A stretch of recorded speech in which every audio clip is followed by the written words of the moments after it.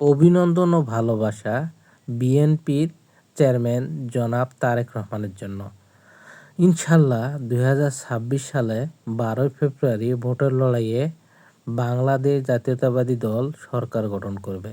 আর সরকার গঠন করলে বিএনপির চেয়ারম্যান জনাব তারেক রহমান প্রধানমন্ত্রী হবে।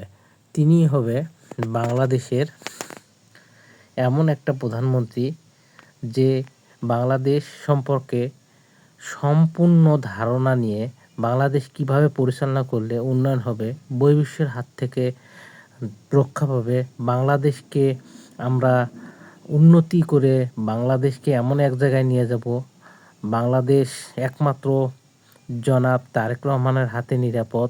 এছাড়া বাংলাদেশ আর অন্য কারো হাতে নিরাপদ না। বাংলাদেশ আমরা বেকারত্ব দূর করতে পারবো। বাংলাদেশে আমাদের যে অস্থিরতা আছে সেই অস্থিরতা দূর করতে পারবো। বাংলাদেশ আমরা যে এখন অরাজকতা চলতেছে সেটা দূর করতে পারবো। স্বৈরশাসকের হাত থেকে দূর করতে পারবো। বাংলাদেশ সম্পর্কে তিনি যে প্ল্যান পরিকল্পনা নিয়েছে সেই প্ল্যান পরিকল্পনা অনুযায়ী চলতে পারবো। বাংলাদেশ জিন্দাবাদ।